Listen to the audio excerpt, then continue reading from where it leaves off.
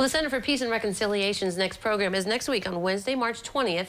And joining me today, the speaker of the program. She is going to be talking about immigrant stereotypes. We've got Maha Zahari, and thanks for coming today. Thank you for having me. It's very good to see you. Good to see you all. Okay, so you came to the United States in 1982. So I assume you came across many stereotypes from Egypt, many stereotypes and things. Tell us about what people said about your accent and about the stereotypes that you first encountered. Yeah, I just want to share with you that I have some allergies, so my voice is not the best. Don't ask me to sing today. Hey, I won't ask you to sing. My voice is not good either, so we'll do it together. Yeah, so we moved, and I want to tell you, I came before to the States with my parents to go to Disney, you know, and we socialized a lot. Our American consulate ambassador were always at our home eating my mom's food. So, you know, I was used to that.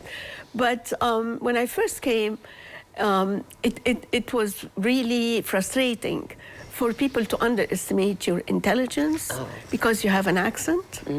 And usually I will say, I have an accent, but I don't think with an accent, you know.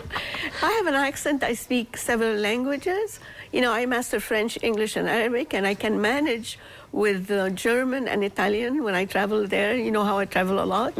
So it is really frustrating, Holly, for people to underestimate. And then I've been trying to count the amount of immigrants who came to the United States and were so professional, did amazing jobs, or their kids did, or their grandkids. So we should be proud. And America is a melting pot of everybody, you know? Right, exactly. So you started in North Carolina, but you got up here to Lima. I have to tell you the move. Okay. My husband had an interview with Ohio State University. So, of course, we assumed Columbus. And then he came and said, honey, it's not Columbus, it's a cute little town called Lima. And I said, you mean Lima? And he said, no, I want you to understand before you go, it's Lima, not Lima. It's Russia, not Russia. It's Cairo, not Cairo. I want to tell you, my heart was I bet you didn't like that one, yeah. I come from Alexandria, which is very cosmopolitan. I lived in Paris, I lived in London, North Carolina, although the Southerners are supposed to be close-minded, but they were very good with me. So at the beginning, I really was negative. And now I believe that when you have negative thoughts, you attract negative vibes. My husband loved his job with Ohio State here in Lima. And my son started going to Elida. He loved that too much.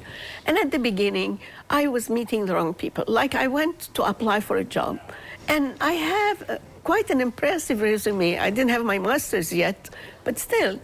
And the guy looked to me and said, so I hope you didn't get your country problems with you. Oh, wow. And I said, you know why I didn't get it? I have a reason. And he said, and what's that reason? I said, because the United States has a lot of its own problems. It doesn't need to import people's problems, you know. And it's really a shame, but I want to tell you, although I had the negative, you can't imagine how I'm a proud Lima bean now. My husband passed away nearly 4 years. I have a daughter in New York, a daughter in North Carolina. Everybody assumed I'm going to be moving. No, I am here in Lima. Yeah. Well, Omar's here too, and I love that how you said you used to be the admiral's daughter back in your home country in Egypt, but now you're Omar's mom. I know. I hate that. I have my identity. That's true. You do have your identity. I went yesterday with the mayor, and I talked about that, and she said, at the end, she was pulling my leg, saying, thank you, Omar's mom. She says, I'm kidding, I'm kidding. But this has become your home, your family's home, and so that's why. Absolutely, and I love my neighbors. You can't imagine how, especially after my husband passed away. Yeah, my neighbors are so helpful. I mean, really. And then I can drive. When I go to New York, even North Carolina now, we cannot drive here. Exactly. Leisurely. Yes. So these are just some of the stories you'll tell and some of the other things that you've come across when you go on March 20th. So people need to come to the Center for Peace and Reconciliation to hear. And I'm going to attract everybody. I'm going to have my special baklava. Oh, right. Her baklava is awesome, people, so you should go. Okay, it's Wednesday, March 20th at 7 o'clock at the center on Pierce Street. Maha is the guest speaker, and we just heard a little bit of her story, so go to hear the rest. Thank you, Maha, for coming today. Thank you so much for Holly. Appreciate it. All right. Don't go away. The weather forecast is next.